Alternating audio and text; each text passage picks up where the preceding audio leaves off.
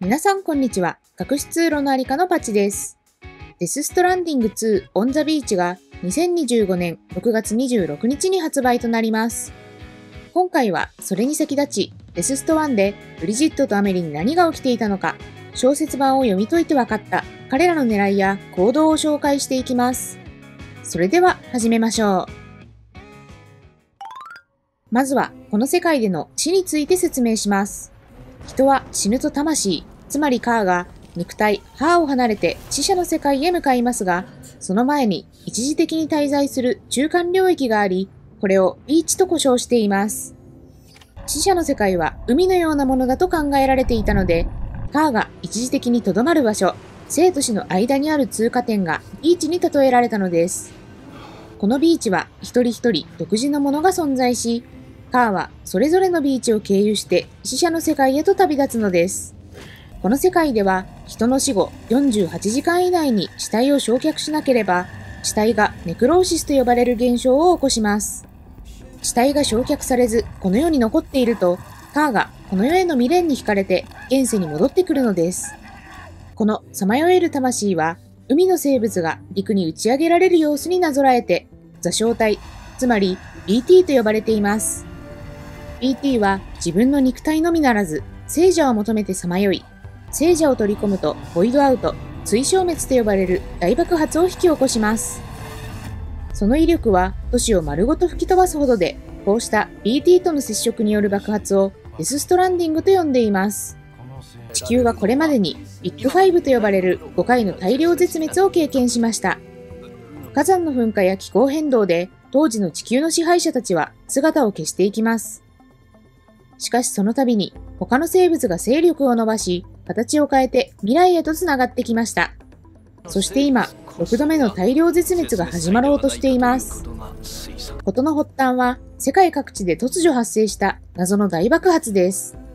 アメリカでも中部を中心に甚大な被害が出ました。最初の爆発は人間と死者のボイドアウトではなく、物質と反物質が衝突する文字通りの追消滅でした。しかし、ある出来事をきっかけに死者が座礁体となり、ボイドアウトを起こすようになります。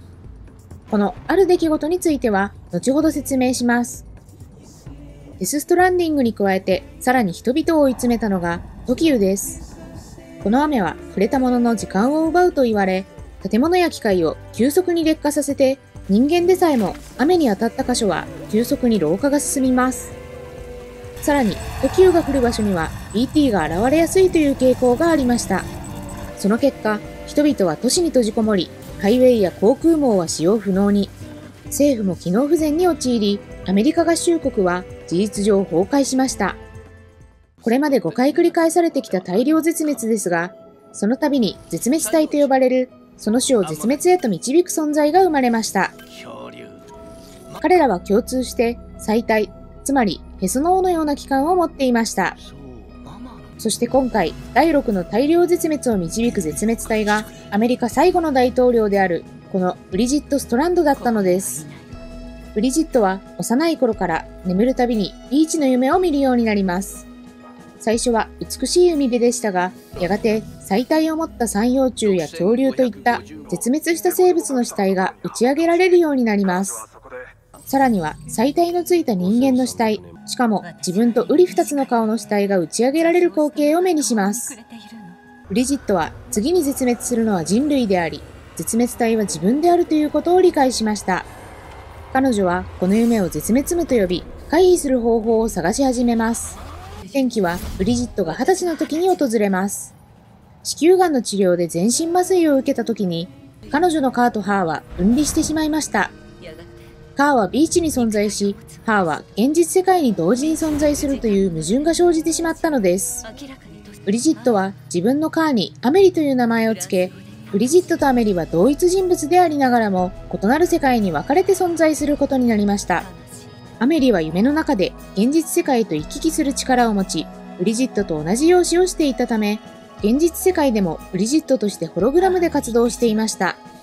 しかし、アメリカでデスストランディングが起きた直後、ブリジットは側近のジョン・ブレイク・マクレーンにアメリの存在を明かすことにします。なぜなら、ビーチでは時間の流れがほとんどないことから、アメリは永遠に20歳の姿であるのに対し、現実世界のブリジットは年を取り、ホログラムのアメリがブリジットと同一人物であるとすることに無理が出てきたからです。そこでブリジットは周囲に、アメリは自分の娘で、カーがビーチに囚われていると説明することで、アメリは現実世界でもアメリとして活動できるようになります。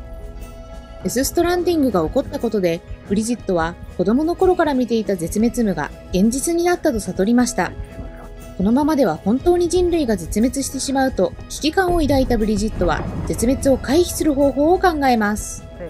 北米大陸はデス・ストランディングにより物理的に分断され、生存者は都市やシェルターに閉じこもり、孤立した状態に置かれていました。孤立した人類に未来はないと考えたブリジットは、再び人々がつながることで人類は存続できると信じていたのです。その手段として掲げられたのがアメリカ再建計画であり、彼女はその実現のためにブリッジズという組織を設立しました。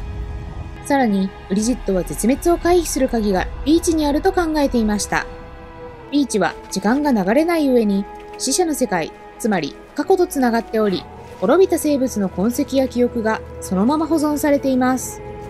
失われた過去の記録や情報をビーチを介して発掘、復元することで絶滅を回避するためのヒントが得られるかもしれないと彼女は推測したのです。この失われた情報にアクセスするために開発された技術がカイラル通信でした。カイラル通信はビーチを経由することで空間や時間を超えた高速通信を実現し、物理的なインフラに依存しない次世代ネットワークとして分断された人々に多くの恩恵を与えます。ただし、カイラル通信を実現するには、現実世界からビーチへとアクセスするための触媒が必要でした。それが偶然発見されたブリッジベイビー、通称 BB です。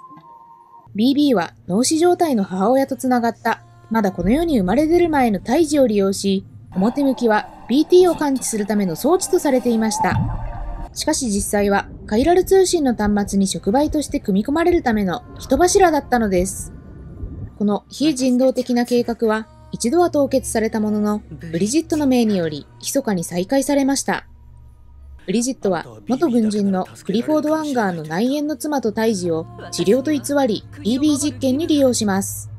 BB が人柱であるという真実を知ったクリフは、自らの息子である胎児と共に脱走を試みますが失敗、命を奪われてしまいます。その際に流れ弾で胎児も犠牲になってしまいますが、ブリジットには大事な人柱である胎児を殺すつもりはありませんでした。そこでアメリがビーチで赤ん坊を探し回り、見つけた赤ん坊のカーを修復して現世へと返しました。この赤ん坊こそが本作の主人公サムです。本来戻れるはずのないカーを連れ戻したことで、サムは機関車と呼ばれ、追消滅でも死なない存在となりました。この事件をきっかけに、ビーチとつながる能力を持つドゥーヌスと呼ばれる人々が現れます。さらにそれが6度目の大量絶滅へとつながるきっかけだったのです。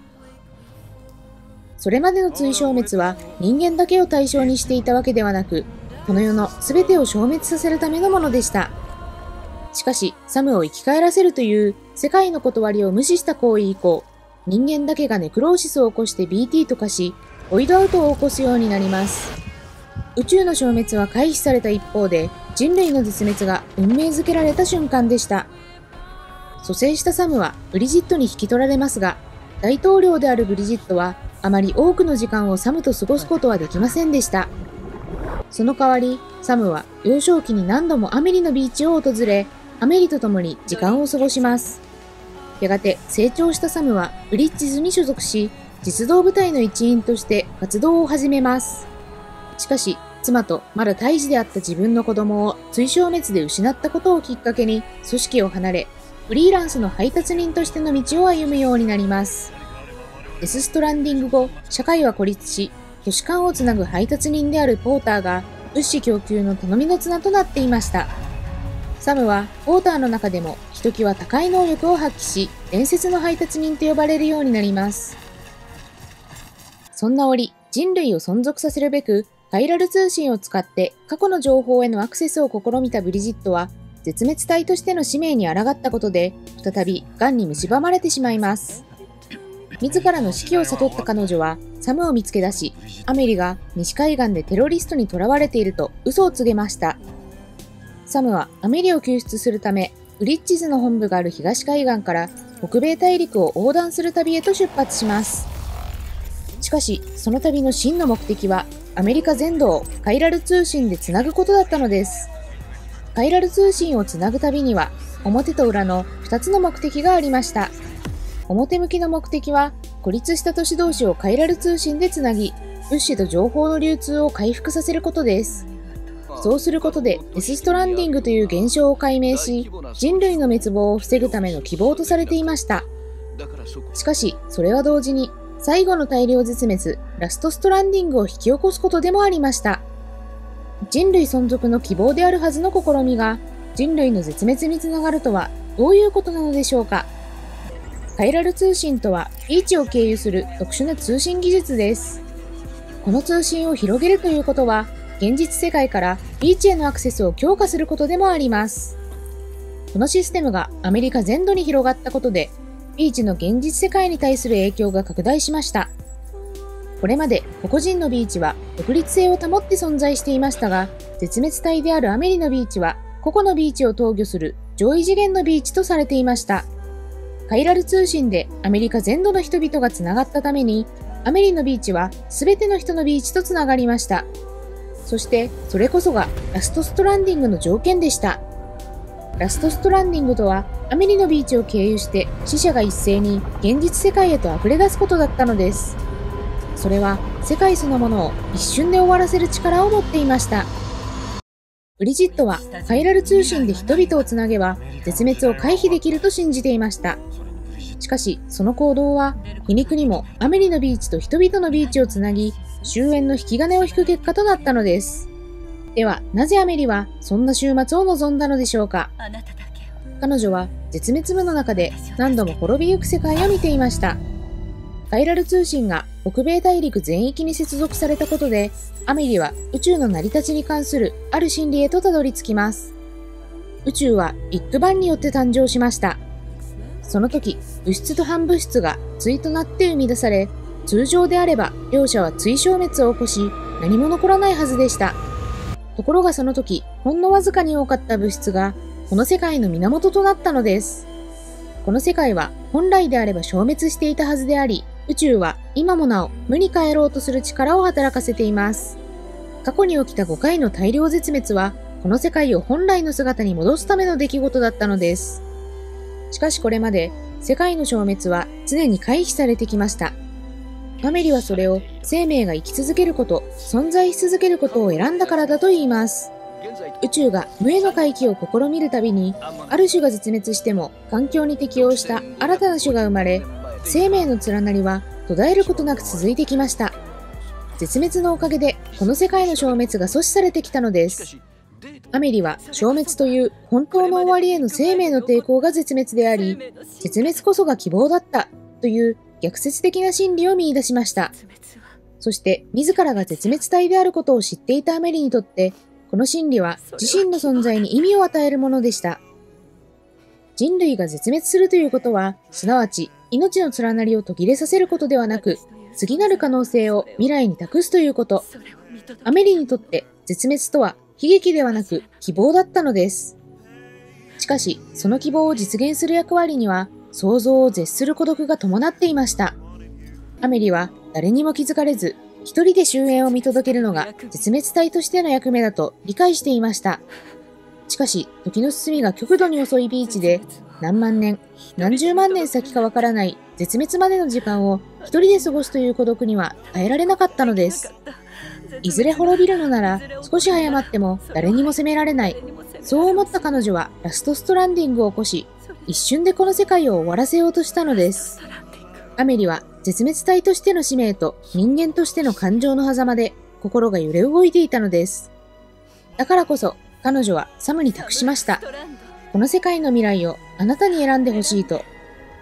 しかし、これまで北米大陸を横断する中で、人々との絆をつないできたサムにとって、アメリと世界とを天秤にかけ、どちらかを切り捨てることはできませんでした。サムはアメリも世界もどちらも救うため、アメリとつながるためにアメリを抱きしめます。しかし、アメリには分かっていました。ラストストランディングは誰に求められないことを。そこで彼女はラストストランディングが始まった自らのリーチを閉じることで、すべての人々とのつながりを切り離すことを決めます。その選択はつまり、アメリはビーチに残り、何万年先になるかわからない人類の絶滅までをたった一人で見守るということです。この選択により、世界は速やかな滅びを免れ、緩やかな絶滅までのわずかな猶予を与えられたのです。あなたはつながっている。仲間との絆により、無事現世に戻ったサムは、共に北米大陸横断を果たしたベイビーとのつながりを育んでいくことを決断しました。デス・ストランディング2において、サムは一体誰とつながり、どんな物語を紡いでいくのか、今から楽しみです。